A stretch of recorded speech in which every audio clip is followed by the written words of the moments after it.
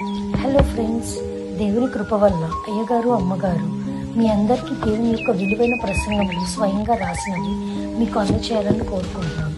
మా పుస్తకంలో సిలువ ధ్యాన ప్రసంగములు 83 ప్రసంగములు, క్రిస్మస్ ప్రసంగములు 50 ప్రసంగములు, బైబిల్లోని స్త్రీల ప్రసంగములు 72 ప్రసంగములు, మోషే సుఖోపవాస ప్రసంగములు 63 ప్రసంగములు.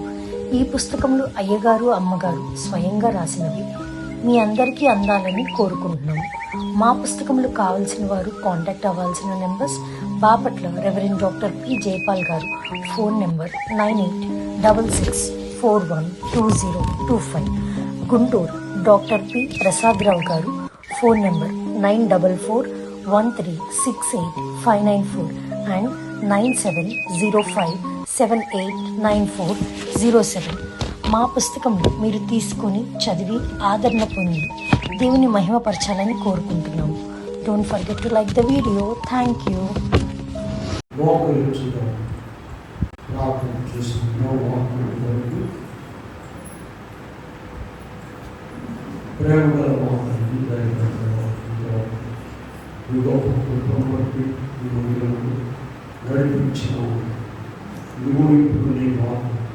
వినబోచున్నాను. మాతో మాట్లాడు. వాక్యమైనాము నిన్ను వేడుకొని ప్రార్థిస్తున్నాము. పరిశుద్ధాత్మను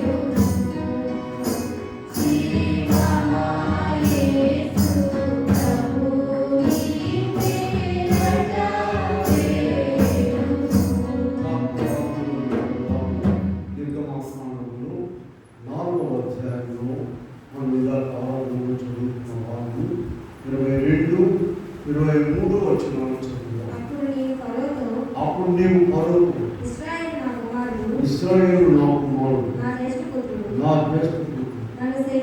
నన్ను సేవించును పోనీమని ఆజ్ఞాపించుచున్నాను.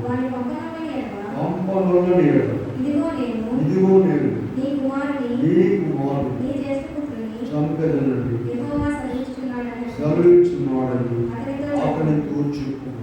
ప్రియమైన దేవుని పిల్లారా, ప్రభు నాకున్న కృపా సమాధానం దేవుడు మీ కలకు అనుగ్రహించుగా.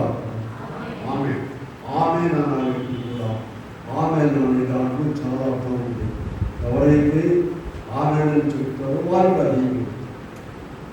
సరే, ఇక్కడ మనం చూసినట్లయితే మోషే గుడిలో ఉన్నాము. అక్కడ ఐగుప్తులో ఏ అద్భుతం చేయకముందు, ఏ కార్యం చేయకముందు దేవుడు ఒక మాట చెప్పాడు. ఇశ్రాయేలు నా జ్యేష్ఠ పుత్రుడు, వారిని నన్ను సేవించడానికి పంపాలి. పంపకపోయినట్లయితే నేను నీ జ్యేష్ఠ పుత్రుడిని చంపాను. ఇదే మన పాట ఏంటి?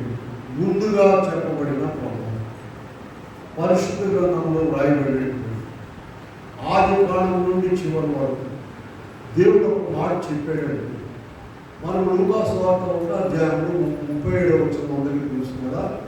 లూకా 1:37 ఏం చెప్పండి? దేవుడు చెప్పిన ఏ మాట అయినా నువ్వు నిరర్థకము కాలేరదు. ఆయన ఒక మాట చెప్పాడంటే అన్ని కాలాలు, అందరి మనుషులకు, అన్ని ప్రాంతాలకు, అన్ని సీజన్లకు సరే మనం చెప్పే మాట అయితే ఆకాశం. కనుక ఇక్కడ ఆనాడు దేవుడు ఫరో రాజు తన బిడ్డల విషయమై గొప్ప ప్రమాదం చెప్పాడు. నీవు పంపకపోయినట్లయితే నీ జ్యేష్ఠ కుమారుణ్ణి సంహరిస్తాను. అసలు లేకపోతే ఎవరైనా ఎవరు చెప్పారండి? ఎవరి గ్రంథంలో ఉంది? ఎవరు దేవుడు చెప్పాడు? ఎవరు పరలోక దర్శనాల్లో రాశారండి పుస్తకం. వీళ్ళందరూ ఏంటంటే మా దేవుడు ఎక్కడ ఉన్నాడు ఎదుగుతున్నారంట. అక్కడ ఉండేది ఒకడే. సూర్యుడు ఎంతమంది ఉన్నారండి? ఒకడా 8 మంది. అమెరికాలో వేరే సూర్యుడు, ఒకడే సూర్యుడు. చంద్రుడు ఒకటి, భూమి ఒకటి, దేవుడు ఒకటిగా. దేవుడు మాత్రం చాలా బాగా చూసుకుంటాడు. అలా కాదు. ఎక్కడుంది మాట? ఎవరు చెప్పేది ఈ మాట? ఈనాడు కూడా ముందుగా చెప్పిన ప్రమాదం ఉంది. దేవుడు చెప్పాడు. అక్షరాలు ఆయన ఏం చెప్పాడని జరుగుతుంది. ఇప్పుడే పాడుకున్నాం ఆయన రాక. కనుక ఇక్కడ మనం వాళ్ళు లెక్క చేయాల. వాళ్ళది కూడా చెప్పింది. వాళ్ళు ఎవరంటే వాళ్ళు మట్టి మూతలు మోసేవాళ్ళు, తిండి లేని వాళ్ళు, బట్టలు లేని వాళ్ళు, కూలి చేసుకునేవాళ్ళు. వాళ్ళ దేవుడు చెప్పాడా? నేను నమ్మాలి. వాళ్ళు అంటున్నారు వాళ్ళ దేవుడు కూడా అట్లా ఉంటారు అనుకుంటున్నారు. దేవుడు ఒక్కడే. సూర్యుడు ఒక్కడా? ఎంతమంది ఉన్నారమ్మా చెప్పాలి మీరు. మీ ఊళ్ళో ఏ సూర్యుడు ఉంది చెప్పండి. ఒక్కడే దేవుడు, ఒక్కడే సర్వలోక సృష్టి. ఇది ఐగుప్తులో ఏ విధమైన అద్భుతాలు, ప్రమాదాలు జరగక ముందే దేవుడు చెప్పాడు. కానీ వాళ్ళకు దక్కలేదు. తీరా జరిగేది 3:20 చూడండి. 3వ అధ్యాయంలో 20వ వచనం కూడా చూద్దాం. నేను నా చేయి చాపి నా అద్భుతములన్నింటినీ చూపి దాన్ని పాడు చేసేందుకు అటు తర్వాత అతను పంపేయడు. ఆయన నిర్మాణం చేస్తారు, పాడు చేస్తారు. ఇవన్నీ కూడా ముందుగా చెప్పారండి. వాళ్ళు వినలేదు. ఎందుకు వినలేదంటే మా దేవుడు చెప్పలేదు, మా గ్రంథాల్లో లేదు, మా యొక్క వార్తల్లో లేదు.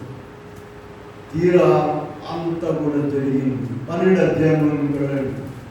వీడు బయలుదేరేటప్పుడు దేవుడు ఏమైతే చెప్పాడు అది ఖచ్చితంగా 12:29-30 చూద్దాం. 12వ అధ్యాయంలో 29 అర్ధరాత్రి వేళ సింహాసనం మీద కూర్చున్న మొదలుకొని ఖైదీ యొక్క తొలి పిల్ల వరకు తొలి పిల్లలందరినీ యెహోవా హతము చేసెను. ఆ రాత్రి లేచినప్పుడు శవము లేని ఇల్లు ఒక్కటైనను ఐగుప్తులో మహాఘోషం. దేవుడు చెప్పిన ఏ మాట అయినను ఎక్కడున్నాయండి దేవుడు చెప్పిన మాటలు? మీ చేతుల్లో ఉంది. నేను చాలా చోట్ల విజయవాడలో మనకు జనవరి డిసెంబర్లో ఒక 30 చోట్ల మీటింగ్లు పెడతాం. అక్కడ ఉన్నటువంటి భూషణయ్య గారు ఏర్పాటు చేస్తారు. మేము నైట్ లేదు, బజార్లో పెట్టే వాటిలో ఎక్కువ భాగం లేవి మాట్లాడు. చూడండి, ఆయన చెప్పిన మాట పర్యావరణ స్థిరంగా ఉంది. అయితే ఇక్కడ తీరా జరిగిన తర్వాత వాళ్ళు అయినాక గంటల గుళ్ళు సాగుతుండగా చేతులు కాలిన తర్వాత ఏమవుతుంటారు? ఆకు కొట్టుకుంటా, కాలకపోతే ఆకు కొట్టుకుంటే సవరగా ఉంటుంది. ఈనాడు కూడా ఆనాడు చెప్పిన మాట ఈనాడు కూడా నెరవేరుతుంది అక్షరాలు. ఇవాళ ప్రభు రాకడ సమయంలో ఉన్న పరిస్థితులను చూద్దాం. మత్తయి వార్త 24వ అధ్యాయంలో ఇలా చదువుకున్నాం కదా. 24వ అధ్యాయంలో 21వ వచనం చూడండి. లోకారంభం నుండి ఇప్పటి వరకు అట్టి శ్రమ కలుగులేదు, ఎప్పుడునూ కలుగబోదు. మన కొరకు చెప్పిన మాటలు ఇది. ప్రస్తుతం మనం ఉన్నటువంటి భూలోకానికి చెప్పిన మాటలు ఇది. ఏ పుస్తకంలో చెప్పారండి? ఏ దేవుడు చెప్పాడండి ఈ మాటలు? ఏ గ్రంథంలో రాశారండి? ఒకే గ్రంథము. నేను అక్కడ విజయవాడలో మాట్లాడేటప్పుడు ఒక మాట చెప్పేవాడు. భూమి మీద దేవుడు మాట్లాడగలిగిన ఏకైక పుస్తకం పరిశుద్ధ గ్రంథం, అంతే. కాదు, కానీ అక్కడ ఏ పుస్తకం లేదు. నీకు దేవుని మాటలు కావాలంటే పరిశుద్ధ గ్రంథం.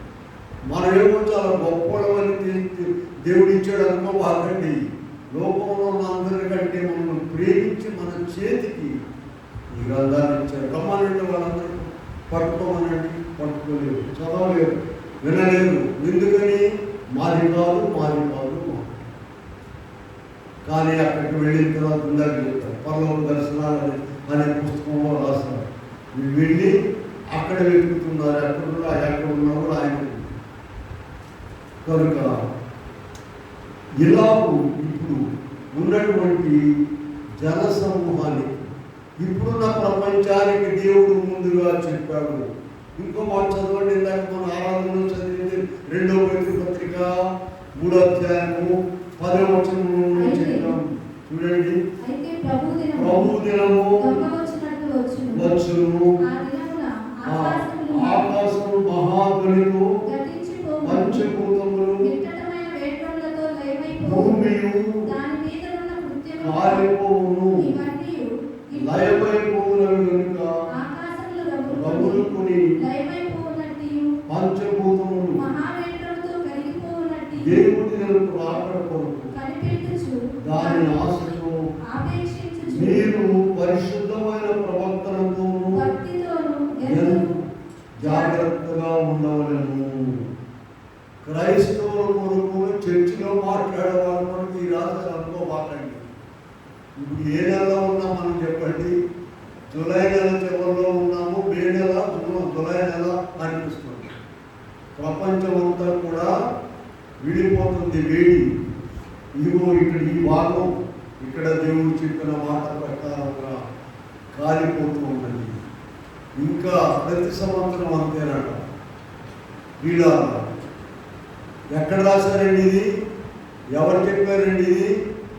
ఇదిగో ఇలా ఈ మాటలు చెప్పుకొని నోహు 120 సంవత్సరాలు బోధించాడండి.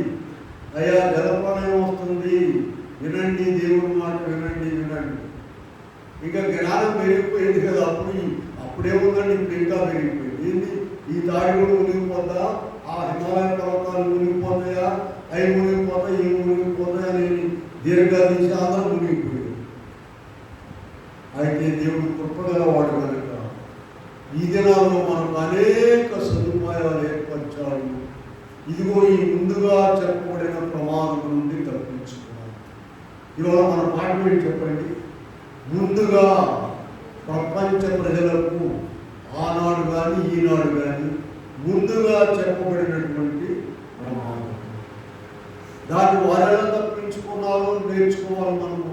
మనం కూడా అలా తప్పించుకోవడానికి చూడండి, ఇక్కడ మనం మాట్లాడినట్లయితే 10 నుండి 13 రెండవ పేజీలో మొత్తం అన్నీ కూడా ఏమైపోతున్నాయండి?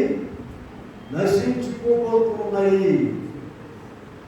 మనుషులందరూ కూడా ఈనాడు సర్వ సృష్టి ఎవరైతే కలుగు చేశారో ఆ దేవుడు న్యాయాధిపతిగా అన్నీ చూస్తూ ఉన్నాడు. చూడండి, ఆయన ఈ లోకానికి వచ్చినప్పుడు లూకా సువార్త 2వ అధ్యాయంలో క్రిస్మస్ వర్తమానం చూస్తాం కదా, 2:10 ఏం చెప్పారండి? ఆయన ఈ లోకానికి వచ్చినప్పుడు 2వ అధ్యాయం లూకా 2:10, ఇదిగో ప్రజలందరికీ కలుగబోవు మహా సంతోషకరమైన సువర్తమానము నేను మీకు తెలియజేయుచున్నా. ప్రజలందరితో ఏం పనండి? అసలు నా అందరి గురించి మాట్లాడతారు. ప్రజలందరికీ ఈయనకేం పని? ఆయన ఒక్కడే దేవుడు, సర్వశక్తిమంతుడు. ఆనాడు 2000 సంవత్సరాల క్రితం కొద్దిమందే ఉన్నారు. యేసు ప్రభు పుట్టినప్పుడు ఆయన దర్శించి పూజించిన వారు ఎవరండి? గొర్రెల కాపరులు, మరియమ్మ యోసేపు. వాళ్ళందరికీ వీళ్ళు తప్పదు కదా. మరియమ్మ యోసేపు, శిష్యులు, జ్ఞానులు వీళ్ళే. ఇవాళ ఎన్ని కోట్ల మంది ఉన్నారో చూడండి ఆయనను సేవించేవారు. ఎందుకని? అన్యులైన వారు, తెలియని వారు వాళ్ళు డబ్బులు ఇస్తున్నారు, దుప్పట్లు ఇస్తున్నారు, అందుకని అనుకుంటున్నారు. ఇది పరలోక శక్తి, తెల్లవడం నల్లవడి శక్తి కాదండి. ఎవరు ఆపలేదు. ఇక్కడ లూకా 2:10లో ఆయన పుట్టినప్పుడు ఈ మాట ఎందుకు రాశారు? ఇదిగో ప్రజలందరికీ కలుగబోవు మహా సంతోషకరమైన సువర్తమానము నేను మీకు తెలియజేయించుకున్నానని పరలోకంలో వచ్చింది దేవదూత చెప్తుంది. అలాగే మత్తయి సువార్త 11:28లో ప్రభు ఏం చెప్తున్నారంటే 11:28లో చూడండి, ప్రయాసపడి భారము మోసుకుంటున్న క్రైస్తవులాగా సమస్త జిల్లాలు సరిగ్గా చూడండి. మీ బయట క్రైస్తవులాగా సమస్త జిల్లాలు ఆయన ఎవరిని వదిలిపెట్టరా. అందరినీ కాపాడే దేవుడు, అందరినీ పోషించే దేవుడు, అందరినీ రక్షించే దేవుడు, అందరి కొరకు ప్రాణం పెట్టిన దేవుడు, ఎవరిని కూడా వదిలిపెట్టరు. ఉన్న లోకంలో ఉన్న గ్రంథాలు కొంతమంది వదిలిపెట్టే కానీ ఈ గ్రంథము, ఈ దేవుడు ఏ మనిషిని కూడా వదిలిపెట్టలేదు. ప్రయాసపడి భారం మోసుకుంటున్న సమస్త జనులారా నా యొక్క అపోస్తలుల కార్యములు 10వ అధ్యాయంలో నుండి 36వ వచనంలో ఒక మాట. అపోస్తలుల కార్యములు 10:36, యేసుక్రీస్తు అందరికీ ప్రభువు. ఆయన కొందరికి కాదండి, అందరికీ. ఈ విషయమును మరి అందరూ కూడా తెలుసుకునేటట్లుగా ఆయనే చేస్తున్నాడు. ఎవరైనా చేస్తుంది? ప్రభువే చేస్తూ ఉన్నారు. ఈ విషయాన్ని భారతదేశానికి తోమా గారు వచ్చారు. తెలుసండి, తోమా గారు తెలుసా మీకు? అమ్మా, తోమా గారు తెలిసిన చెప్తుంది. గ్రంథంలో చూస్తున్నాను. ఎప్పుడు వచ్చారు తెలుసా అంటే క్రీస్తు 52లో వచ్చారు. మలబార్ తీరానికి వచ్చారు ఆయన ఫస్ట్. మలబార్ అసలు అప్పుడు విమానాలు లేవు, షిప్పులు లేవు, ఓడలు పగిలిపోతే మళ్ళీ ఆ పడవలు పగిలిపోతే మళ్ళీ ఇంకో దాంట్లో ఈదుకుంటూ ఎలా. ఆ దేవుని శక్తి మలబార్ తీరానికి 52లో వచ్చారు క్రీస్తు. 152. ఇప్పుడైతే మనం ఎక్కడున్నాము? 2026లో. అయితే సువార్త ప్రకటించారు. క్రీస్తు 72లో మైలాపూర్లో ఆయన చంపేయడం. మైలాపూర్ అంటే చదివాడు 72. ఆ ఒక్కడే వచ్చింది. అంతకు ముందు ఇక్కడ క్రైస్తవ మతం కానీ క్రీస్తు ప్రభు కానీ ఎవరు లేదు. ఇవాళ ఒక్కొక్క పట్టణంలో తీసుకోండి, సినిమా హాళ్ళు ఉన్నాయో చర్చిలు కూడా అంతా లేదు. ఎక్కడి నుంచి వచ్చారండి వీళ్ళందరూ? ఆ ఏకైక దేవుని, జీవం గల దేవుని ఒక్కడే అయిన దేవుని నమ్ముకునేటట్లు ఆయనే చేస్తున్నారు. ఎవరు ఆయన పోరాడి ఈయన పోరాడి ఈయన ఎవరు మన కొరకు రక్తం కాల్చలేదు, ఎవరు పనిచేయలేదు. కనుక ఇక్కడ ఈ గ్రంథము అందరికీ పాత నిబంధనలో ఒక మాట చూద్దాం. చూడండి, యెషయా గ్రంథము 22లో 45 యెషయా గ్రంథము 45లో 22-23 వచనం చూద్దాం. భూదిగంత నివాసులారా నా వైపు చూచి రక్షణ పొందుడి. దేవుడు నేనే, మరి ఏ దేవుడు లేడు. నా ఎదుట ప్రతి మోకాలు వంగునట్లు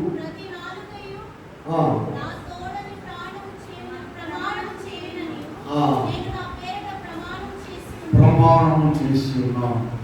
నీతి గల నా నోటి మాట అది వ్యర్థము కాలేదు. వ్యర్థమైంది అది ఇప్పుడు కాలేదండి. ఇప్పుడు ఇది యెషయా గారి కాలం అంటే కొన్ని వేల సంవత్సరాల క్రితము దేవుడు చెప్పిన మాట. భూదిగంత నివాసులారా, మీరు క్రైస్తవులు, మీ బైబిల్ మీది భూదిగంత నివాసులతో ఎందుకు మాట్లాడుతున్నారు? ఇలా భూదిగంత నివాసులందరూ కూడా ఆయనే నా వైపు చూచి రక్షణ పొందండి. నేనే దేవుడు. ఇవి నెరవేర్యా లేదా చెప్పండి? తప్పకుండా. నా ఎదుట ప్రతి మోకాలు వంగుననియు ప్రతి నాలుకయు ఒప్పుకొననియు.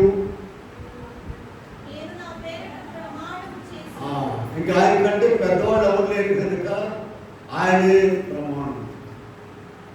యేసు రాజుగా వచ్చుచున్నాడు.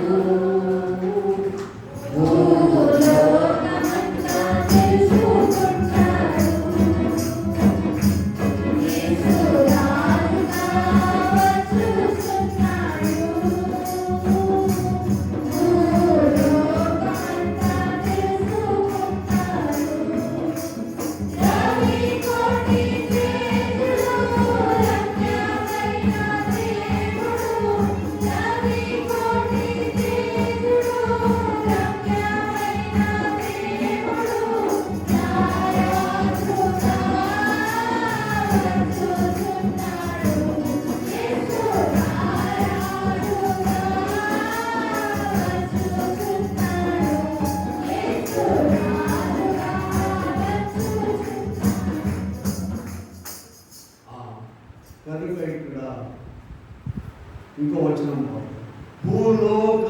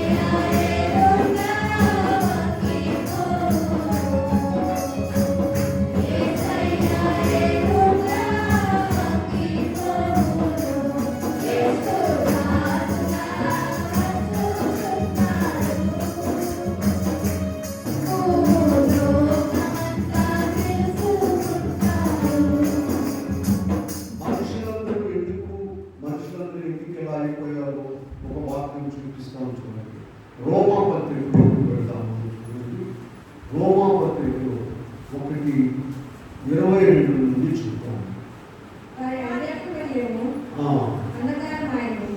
వారి అవివేక హృదయము అంధకారమయమాయను జ్ఞానులమని వారు అక్షయులకు దేవుని మహిమను క్షయము మనుషుల యొక్క పక్షుల యొక్క చతుష్పాద జంతువుల యొక్క పురుగుల యొక్క ప్రతిమా స్వరూపముగా దేవుడు అనేటువంటి ఆయన అక్షరుడండి. ఆయన నశించిపోయేవాడు కాదు, చనిపోయేవాడు కాదు. అసలు ఎప్పటి నుంచి ఉన్నాడు? భూమి పుట్టక ముందు నుంచి. మనకు ఆ ప్రశ్నలు అనవసరం. చివరి వరకు ఆది నుండి ప్రకటనలో 1వ అధ్యాయం ఏముందంటే, అగ్నిజ్వాలల వంటి నేత్రములు, అపరంజి వంటి కన్నులు గలవాడని అంటే తెలుసా?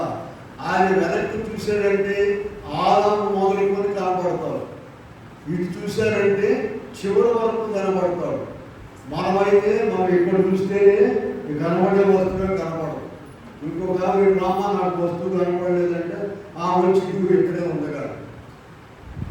ఒక ఆయన కళ్ళజోడు ఎత్తుతున్నాడు అంటే ఆ అమ్మాయి వచ్చింది, మధ్యాహ్నానికి వచ్చింది. అమ్మ నా కళ్ళజోడు కనపడలేదమ్మా, మధ్యాహ్నం నుంచి ఎత్తుతున్నాడు. ఆ వచ్చిందంటే నాన్న నీ కళ్ళజోడి నీ కళ్ళ దగ్గర పెట్టుకునే ఉన్నావు కానీ కళ్ళజోడు ఏడుందమ్మా, మధ్యాహ్నం నుంచి ఎత్తుతున్నాడు. పాపం చదువుకున్నాడు. అమ్మాయి వచ్చి ఎక్కడుందని చెప్పింది, అది మన చూపు. దేవుని చూపేంటి అగ్ని జ్వాలల వంటి కన్నులు, ఆపరణ్య వంటి నేత్రములంటే ఆయన వీడు చూసాడంటే మన దగ్గర అన్ని ఇప్పుడు వచ్చినాయండి. టీవీలో మరి సెల్ ఫోన్లు వీటిలో అన్నీ కూడా ఇప్పుడు అన్ని ఫోటోలేక ఫోటో స్టూడియోలో తాళా వేసిపోయారు. 10 ఫోటోగ్రాఫర్ ఇవ్వండి తీస్తున్నారు, ఆంటీ చేస్తున్నారు, తీసి పంపిస్తున్నారు. అమెరికాలో కూడా పంపిస్తున్నారు. ఇవన్నీ కూడా ప్రభు దగ్గర ఇప్పుడు నిల్వ చేయబడి ఉన్నాయి అన్నీ. కనుక ఇక్కడ చాలా ఇంపార్టెంట్ అయిన భాగం చూడండి. లోకంలో ఎందుకు ఇలా ఉన్నారనేది రోమాపత్రిక మీరు 1వ అధ్యాయంలో 22 చూసుకున్నట్లయితే, వారు జ్ఞానులు అని చెప్పుకొనొచ్చు, బుద్ధిహీనులై వారు అక్షయుడు దేవుని మహిమను క్షయమము మనుషుల యొక్కయు పక్షుల యొక్కయు పురుగుల యొక్కయు ప్రతిమా స్వరూపముగా మార్చేస్తారు. ఇలా వారు అయితే దేవుడు ప్రేమ కలిగిన వారు కనుక ఆయన గొప్ప ఏర్పాట్లు చేశారని అందరి కొరకు. వాక్యంలో ఒక మాట తెలుసా మీకు, ఏ ఒక్కడు నశించుకున్నాకు ఇష్టం లేదు, అందరి కొరకు. చూడండి, ఇప్పుడు ఆయన 2వసారి రాబోతున్నారు. మొదటి రాకలో వచ్చారు. ఆయన వచ్చి రక్షణ సంకల్పం కార్యక్రమం ముగించి ప్రాణం పెట్టి అందరి కొరకు ఆయన ఏం చేశారమ్మా, మరలా 2వ రాకలో ఆయన రాబోతున్నారు. ఈ 2వ రాకలో వస్తాడని చూడండి. ఎన్నో చోట్ల ప్రకటన గ్రంథంలో ఒక చోట చూద్దాం. చూడండి, ప్రకటన 22లో 3 సార్లు ఉన్నాయి. 22:7 చూడండి. 22:7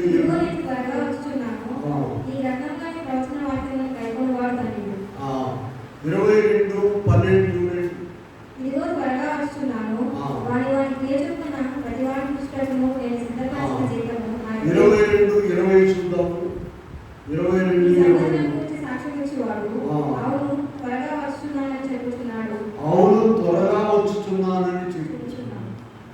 ఆయన ఎన్నడూ కూడా మాట తప్పని వాడండి. ఆయన వస్తున్నాడని చెప్పారు, వస్తారు. మొదటి రాకలో వచ్చారా లేదా చెప్పండి. మొదటి రాకలో వచ్చారని మనం క్రైస్తవులు నమ్ముకున్న వాళ్ళు కాదు, ఊళ్ళో వాళ్ళందరూ కూడా తెలుసు. అందుకని క్రీస్తు శకమును కూడా పెట్టాడు ప్రభు. ఆయన పుట్టిన దగ్గర నుండి అందరూ ఆడేటే వేసుకునేది. యేసు ప్రభు ఎప్పుడు వచ్చారు. అందుకని ఆ డేట్ అడుగుతుంది. ఆ తారీఖు అవసరం లేని వాళ్ళు అందరూ ఉంటారు. అసలు ఇవాళ తారీఖు ఊపిరి దగ్గర ఇడాలి డేట్ చెప్పేదాకా. వాళ్ళ తారీఖు డెల్లు ఎక్కడ ఉంటే అది అవసరం. ఈ తారీఖు ఏం చెప్తుందంటే, ఈ రక్షకుడైన యేసు ప్రభు ఈ లోకానికి వచ్చి ఇన్ని సంవత్సరాలు, ఇన్ని నెలలు, ఇన్ని రోజులైంది అని తారీఖు బోధిస్తుంది. మనుషులు కాదు. ఎవరు బోధిస్తున్నారమ్మా యేసు ప్రభు వచ్చాడని? రోజు వేసుకునే తారీఖు ఎవరు వేసుకుంటున్నారు? క్రైస్తవులైనా అందరూ మొత్తమా? అందరూ చెప్పండి. వెళ్ళి మీరు వేసుకునే తారీఖు మా దగ్గర పోట్లాడు వేసేది అని చెప్పండి. ఇవాళ నీది, రేపు ఇవాళ మనం అందరం కూడా ఇందాక మాట చెప్పాను. ఎప్పుడు వచ్చారు? 52లో వచ్చారు ఆయన. తోమా గారు ఒక్కడే. ఇవాళ ఎంతమంది ఉన్నారండి? మనందరం కూడా ప్రభువును, మరి మా నాన్నగారి పేరేంటో పెట్టకండి, మరి మా పిల్లలు వీళ్ళని పెద్ద ఆడు పెద్ద పాదిరి గారు అయ్యాడు. ఎంత కూడా ఎవరి శక్తిది? ప్రభు యొక్క శక్తి. ఎవరు ఆపేది? కనుక ఇక్కడ మనం చూసినట్లయితే యోహాను సువార్త 14 కూడా మనకు తెలుసు కదా, మీ హృదయంలోని కలవరపడనీయకుడి, దేవుని యందు విశ్వాసం ఉంచుతున్నారు.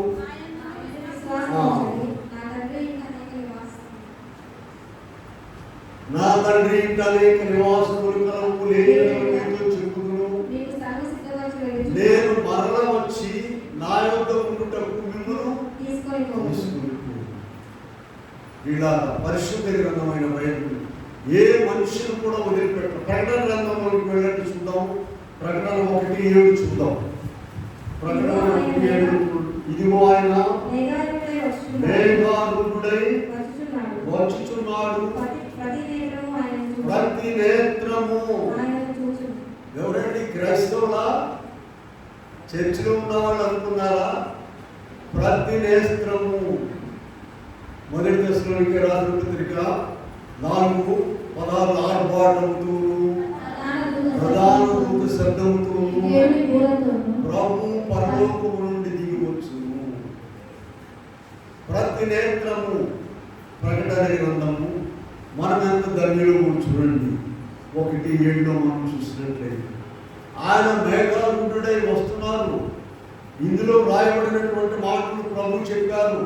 సున్నైనను పొల్లైనను తప్పుదని చెప్పారు. మనం ఎంత ధన్యులము చూడండి. దేవుడు మనకి ఇచ్చారు ఈ గ్రంథాన్ని. 24 గంటలు ధ్యానం చేయాలి. ఇప్పుడు చదవాలని ఉందండి. యెహోవా ధర్మశాస్త్రం నందు ఆనందించుచు దివారాత్రులు. ఆఫీస్కి వెళ్ళేవాడు కూడా బైబిల్ ఎత్తుకెళ్ళండి. ఎవరైనా పోట్లాడు లేకపోతే అట్టేసి కనబడకుండా తీసుకెళ్ళండి. చిన్న సువార్త తీసుకెళ్ళండి. నేను ఉద్యోగం చేసినంత కాలం నా బైబిల్ అమ్ముకుండేది. ఎంత మోసుకొస్తున్నావో అనేవాడు. ఎక్కడ ఖాళీ దొరికింది అక్కడ. ట్రైన్లో కూడా 24 గంటలు చదివాం. 24 గంటలు చదవండి. అక్కడ తీయండి, అది చూద్దాం మనం. కీర్తనలు 3వ అధ్యాయంలో యెహోవా ధర్మశాస్త్రం నందు ఆనందించుచు దివారాత్రులు దానిని. ఆ తర్వాత ఉందో చదవండి. అతడు నీటి కాలువల యోరను ఆకువాడక ఫలమిచ్చు చెట్టు అని.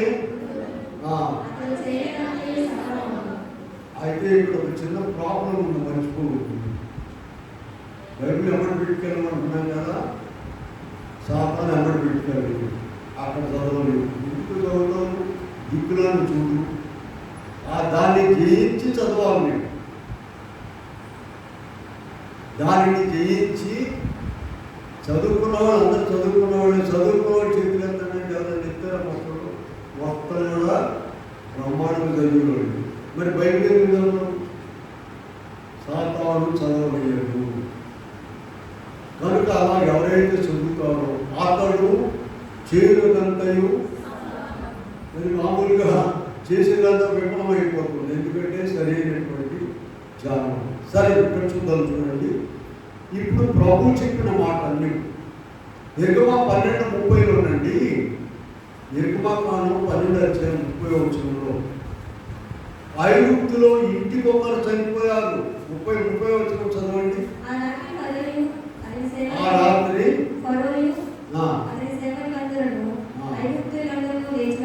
లేచినప్పుడు శవము లేని ఇల్లు ఒక్కటైనను లేదు. ఇలా ఇప్పుడు ప్రభు చెప్పినటువంటి ముందుగా మనకు చెప్పిన ప్రభు చెప్పిన ప్రమాదము 7 శ్రమ కాలంలో ప్రకటన గ్రంథం ఒక వచనం చూపిద్దాం. చూడండి, ప్రకటన 9:6 చూద్దాం. ప్రకటన 9:6లో రాబోయే కాలంలో ప్రభు వచ్చిన తర్వాత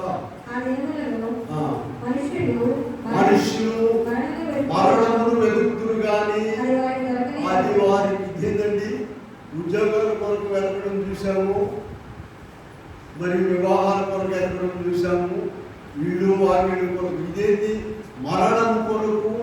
ప్రకటన 9:6 మరణమును వెతుకుతురు కానీ అది వారికి దొరకలేదు. ఇప్పుడు నువ్వు ఇటువంటి అంటే నిమిషంలో తెచ్చుకుంటున్నారు. ఉత్తరం రాజశర్మ ఏమనుకోబాకండి, నేను వెళ్తున్నాను పర్వతానికి, డాడీ మమ్మీ బాగా ఏం బాధపడద్దు, మేము పోతున్నాం ఎక్కడికి. వీళ్ళారా అటువంటి శ్రమలు రాబోతూ ఉన్నాయి. కనుకని ఇదిగో ఇప్పుడు మనం అనుకుంటాం, ఏంది ఇలా ఉంది అలా ఉంది ఏది అని అనుకుంటాం. అపోస్తల కార్యములు చూడండి, ఇవన్నీ ఎందుకు అలా ఉన్నాయో 3:21 చూడండి ఒకసారి. అపోస్తల కార్యములు 3వ అధ్యాయము 21వ వచనం చూద్దాం. అన్నిటికీ కుదురుబాటు కాలములు వచ్చునని దేవుడు ఆది నుండి తన పరిశుద్ధ ప్రవక్తల నోట పలికించెను. అంతవరకు యేసు పరలోక నివాసి నివాసి అవశ్యం. అన్నిటికీ కుదురుబాటు కాలము. ఇప్పుడు మనం అనుకుంటాం, అదేంది అట్లా ఉండేది ఎట్లా ఉండేది, ఏసై ఏం చేస్తున్నాడు, ఏసై చూడలేదేంది, ఏసై ఊరుకున్నాడేంటి, ఇంత అక్రమం జరుగుతుండాలని అనుకుంటాం మనం. ఆయన ప్రేమ కలిగిన వాడు కనుక ఇంకా ఇంకా మార్చుకుంటారని చూస్తూ ఉన్నాడు పిల్లలు. అయితే ఈ 2 రకాల గ్రూపులు ఒకసారి మనం మలాఖీలోకి వెళ్దాం. మలాఖీ గ్రంథంలో మనం చూసినట్లయితే పాత నిబంధనలో చివరికి వస్తుంది కదా, 4వ అధ్యాయం ప్రారంభం నుంచి చూడండి. నియమింపబడిన దినము వచ్చుచున్నది, కొలిమి కానున్నట్లు గర్విష్ఠులందరూ వారిలో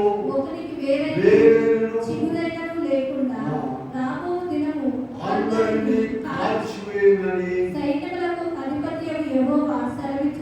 రెండవ వచనం, అయితే నా నామమందు భయపడుతున్నవాడు మీకు నీతి సూర్యుడు అతని ఉదయించి రెక్కలు ఆరోగ్యము కలుగచేయును. కనుక మీరు బయలుదేరి కొమ్మిన దూడలు. గంతులు వేయినట్లు ప్రియులారా, ఇది ఖచ్చితంగా జరగబోయేటువంటి, ఖచ్చితంగా జరగబోతూ ఉన్నది. దేవుడు నీ చేతికి గ్రంథాలు ఎందుకు ఇచ్చారు? రాబోయే ప్రమాదంలోనికి వెళ్ళకుండా ఉండడానికి. చదువుకుంటే చాలండి దీవెన, దాన్ని చదువుకుంటే చాలు, ధ్యానం చేస్తే చాలు, గొప్ప దీవెన ఆశీర్వాదాలు నీకు వస్తాయి. నిర్లక్ష్యం చేయకూడదు.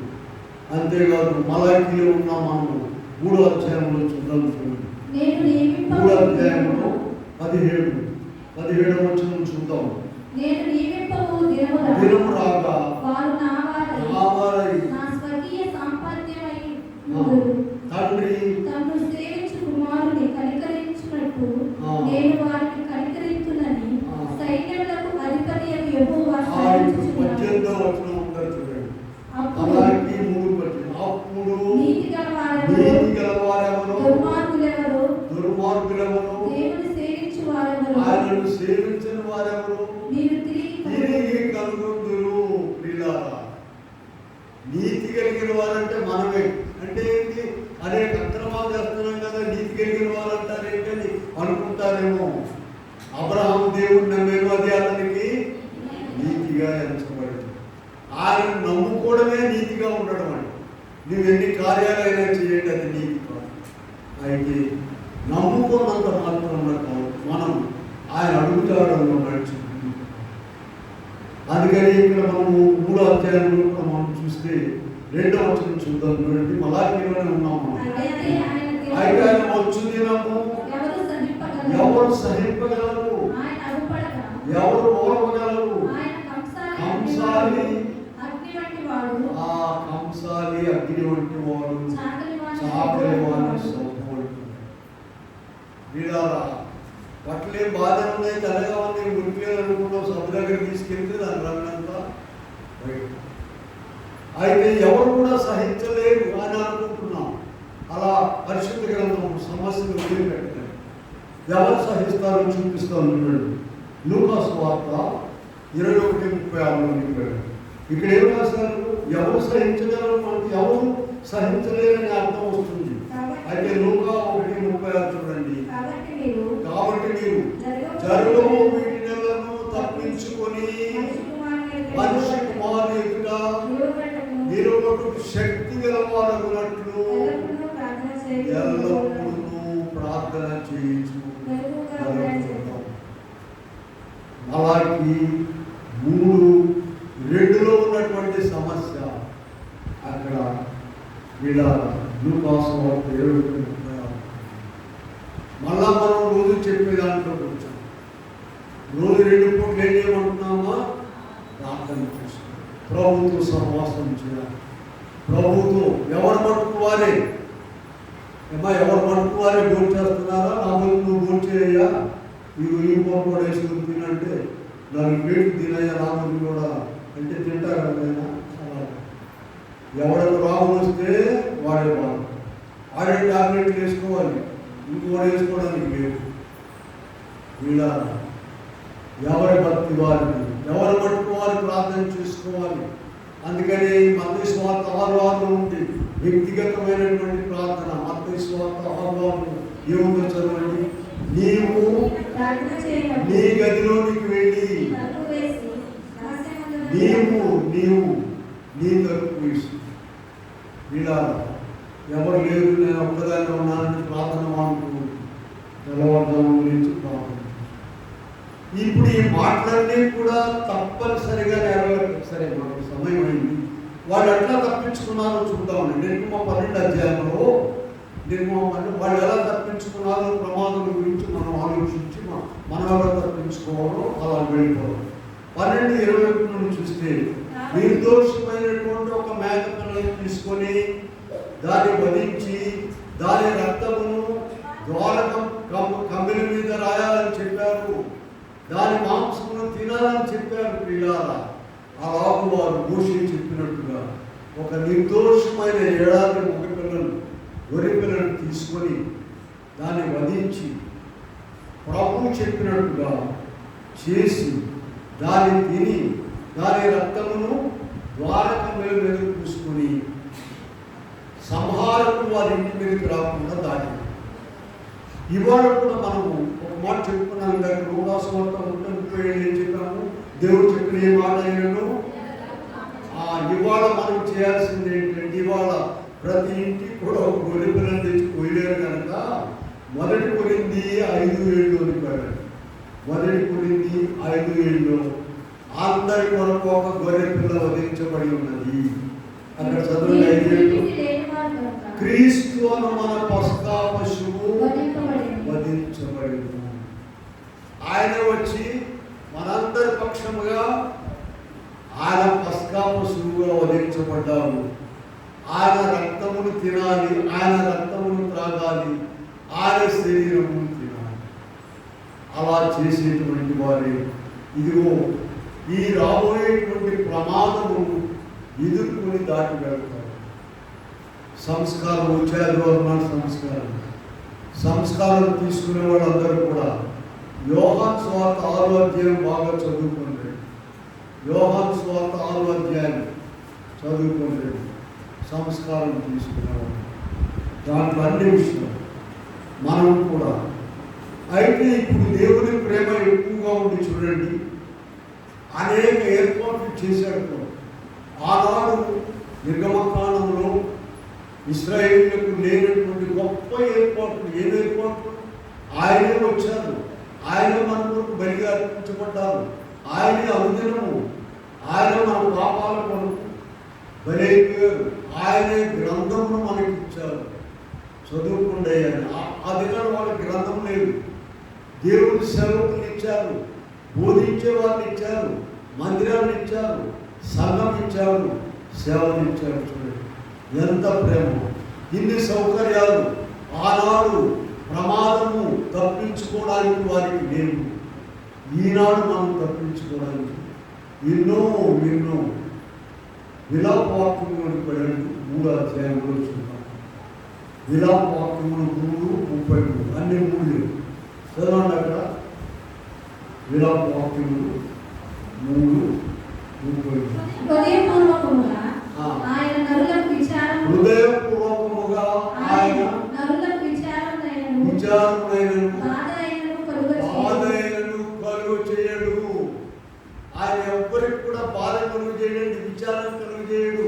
మరి ఎందుకు వస్తున్నాయి? మనలో ఉన్న దుర్మార్గతను బట్టి. యోగులోకి వెళ్ళండి. యోగు గ్రంథంలో ఒక మంచి మాట ఉంటుంది.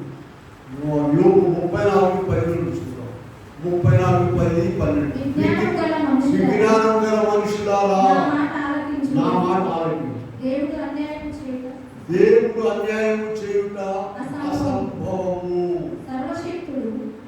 యోబు గ్రంథము 34:10 పొద్దాక ఏం చెప్తానంటే కొంతమంది పాపం ఇంకా తీసుకుని ఉంటారు. వాళ్ళు కూడా మనం కలుపుకోవాలి. విజ్ఞానం గల మనుషులారా నా మాట ఆలోచించు. దేవుడు అన్యాయం చేయుట అసంభవము. సర్వశక్తుడు దుష్కార్యము చేయుట అసంభవము. మా కాలేజీలో నుండి చీటీలు పెట్టారు. ఆ ఎన్ని మాట చెప్పినా కూడా మేము అసలు కట్టేవాళ్ళు. అయ్యా నా 10 రూపాయలు ఉన్నారు సార్. ఆ లక్ష కట్టిన ఒక ఆయన ఎగ్గొట్టుకుపోయాడు. దేవుడు చూడండి అంత అన్యాయం చేసి. దేవుడు చేశారమ్మా, దేవుడు చేశాడు. నువ్వు అంటే దేవుడు పెడతాడు. ఎవరు కట్టమన్నారు? అసలు మా ఇంటికి వంట ఉంచాడు. అయ్యా 2 సార్లు వచ్చాము, మీరు వేలయ్యా తవడం చేస్తుంది దొరికారు.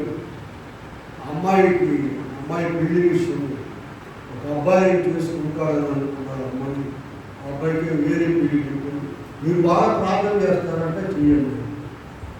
అమ్మాయి ఏం చేయాలంటే మనము మీరు బాగా ప్రార్థన చేసి ప్రభు చెప్తారంటే కదా. నేను ఒక మాట అడిగామ్మా, అబ్బాయితో స్నేహం చేసేటప్పుడు ముందు మాకు చెప్పలేదు, నాకు ప్రార్థన చేయండి. దేవుడు తేడుకున్నాడమ్మా, ప్రార్థన చేయండి అమ్మా, ప్రార్థన చేయండి అమ్మా. నీకు ఇరిమియా గ్రంథంలో దేవుడు చేస్తారో కూడా ప్రార్థన చేయండి తెలుసా మీకు రిఫరెన్స్లో. ప్రార్థన చేయొద్దు వాళ్ళతో. ఎంత ఘోరమైన కనుక ప్రియులారా మనం చూస్తుంది ప్రభు చెప్పిన మాట. జపన్యాలోనికి వెళ్దాం. జపన్యా చూడండి 1వ అధ్యాయము 2-3 వచనాలు చూడండి.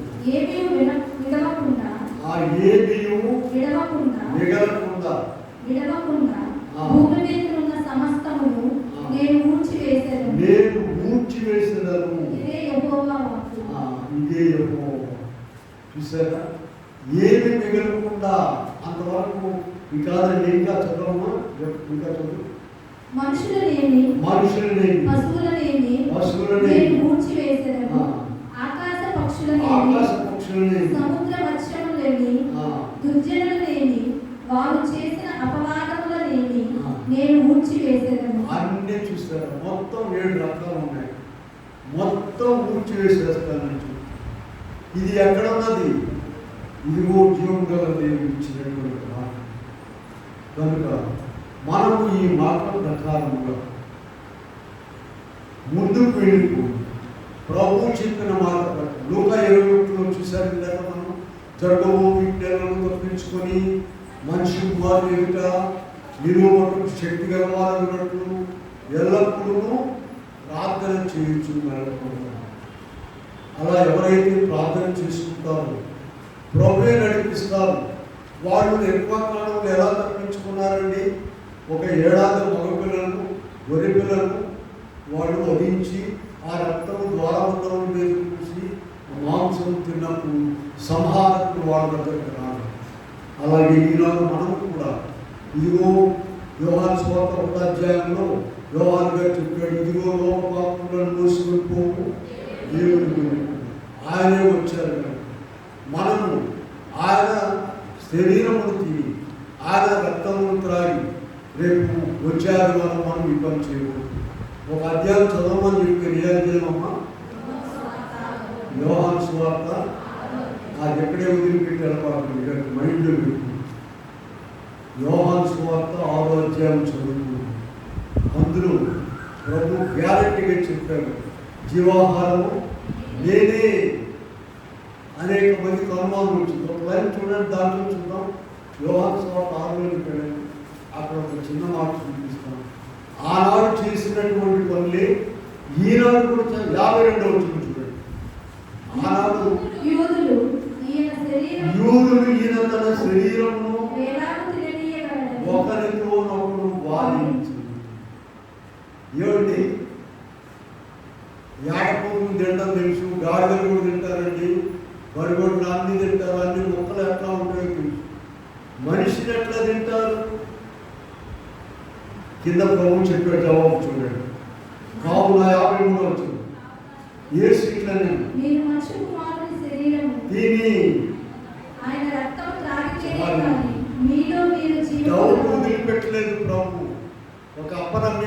ఒక అనుమానాన్ని వదిలేసేలా గ్యారంటీ ఇచ్చి చెప్పారు. మీరు మనుష్య కుమారుని శరీరం తిని ఆయన రక్తము త్రాగితేనే కానీ మీలో మీరు నా రక్తము తిని నా శరీరము తిని నా రక్తము త్రాగువాడు నిత్య జీవం గలవాడు అంత్యదినమున నేను వానిని లేపుదును. ఇలాగు మనము రాబోయేటువంటి ప్రమాదమును తప్పించుకోవడానికి ప్రభు ఎంత ఏర్పాట్లు చేశారు. ఆయనే వచ్చారు, గ్రంథం ఇచ్చారు, ఆయన మాటలన్నీ వ్రాయించి మన చేతికి ఇచ్చారు. ఆయన శరీర రక్తములను భుజించండి అని ఆయనే మనకు ఇచ్చారు. ఆయన చెప్పిన మాటే.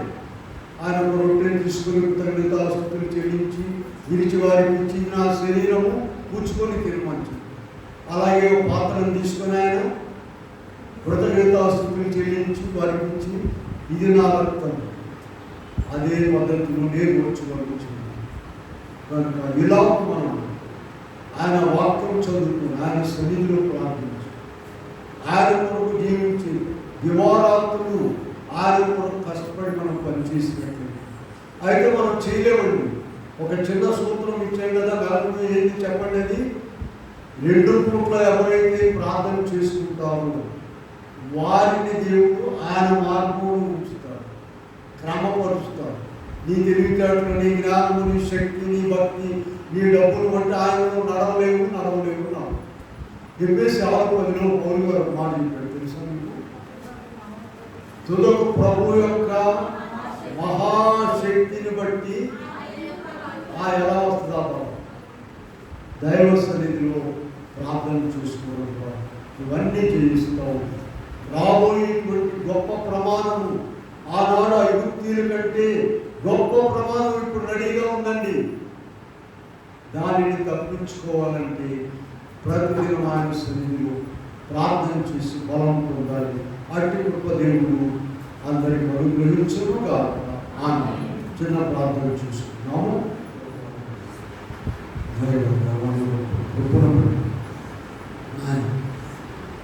ఎన్నో మాటలు ప్రతిదినం వాక్యాహారంతో బలపరుస్తూ ఉన్నావు.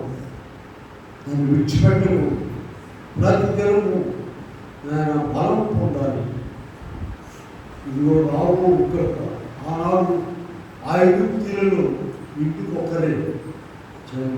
ఇప్పుడు అలా మీరు 2వ రాకలో వచ్చి వెళ్ళిన భయంకరమైన శ్రమ ఇప్పుడే వాక్యంలో చదువుకున్నాం. ఆయన లోకాలలో నుండి ఇప్పటి వరకు ఇటు శ్రమ కలుగలేదు, కలుగబోతుంది.